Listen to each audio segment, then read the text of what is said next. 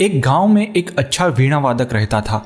उसने पूरी जिंदगी वीणा बजाकर अपने परिवार का गुजारा किया था। एक दिन उसका निधन हो गया। उसके परिवार में किसी ने भी वीणा बजाने की कला नहीं सीखी थी, इसलिए वीणा घर के कोने में पड़ी धूल खाने लगी। घर छोटा था तो कुछ दिनों बाद वीणा वहां आड़े आने लगी। आखिरकार उन्होंने वीणा को कमरे से निकालकर बाहर बरामदे में रख दिया।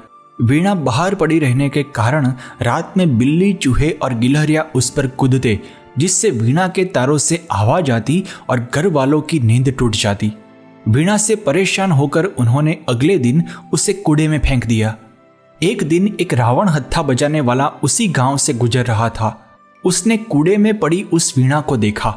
वह तंतु वाद्य का अच्छा जानकार भी था। उसने थोड़ी ही देर में वीणा के तार ठीक किए और उस पर यमन राग बजाने लगा। उसका अद्भुत संगीत और सुरीली आवाज सुनकर गांव वाले उसके तरफ खिंच आए। उसकी प्रशंसा करते हुए लोग उसके बिछाए कपड़े में पैसे रखने लगे। थोड़ी ही देर में उसके पास काफी सारे पैसे जमा हो गए। लोगों की भीड़ में वह परिवार भी वहां खड़ा था। यह सब देखकर उनके मन में जलन हो रही थी। अरे, यह वीणा तो हमारी है, वीणा वादक का बेटा रौबदार आवाज में बोला। इसलिए इन पैसों पर हमारा हक बनता है। आधे पैसे हमें वापस कर दो और यह वीणा भी हमें चाहिए। वीणा बजाने वाले कलाकार ने हंसते हुए कहा, भाई साहब, आज तक यह वीणा तुम्हारे पास थी, लेकिन तुमने इसका उपयोग नहीं किया। मैंने तो इसे कूड़े से उठाया है, तुम्हारे घर से चोरी नहीं की, इसलिए अब इस पर तुम्हारा कोई हक नहीं बनता। दोस्तों, भगवान ने भी हम सभी को ऐसी ही एक वीणा के साथ यहाँ भेजा है। वीणा का मतलब है हमारा जीवन। वीणा कैसे बजानी है यह जानना मतलब जीवन जीने की कला जानना। वीणा जैसा जीवन तो हर किसी को मिला है, लेकिन इसे कैसे जीना है यह बहुत ही कम लोग सीख पाए हैं।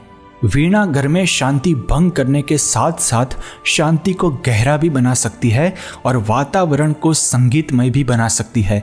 लेकिन यह सब सिर्फ इस बात पर निर्भर करता है कि क्या हम वीणा बजाने की कला जानते हैं या नहीं। दोस्तों, हमारे आसपास ऐसे कई लोग हैं जो अपने जीवन के दुख और तकलीफों को लेकर हमेशा शिकायत करते रहते हैं।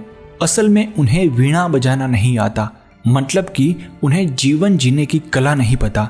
जीवन उसी व्यक्ति का होता है जो इसे कैसे जीना है यह कला जानता है। हर पल, हर घटना में कुछ न कुछ अच्छा छिपा होता है। उसे खोजने का प्रयास करने के लिए हमें अच्छा माइंडसेट विकसित करने की जरूरत है।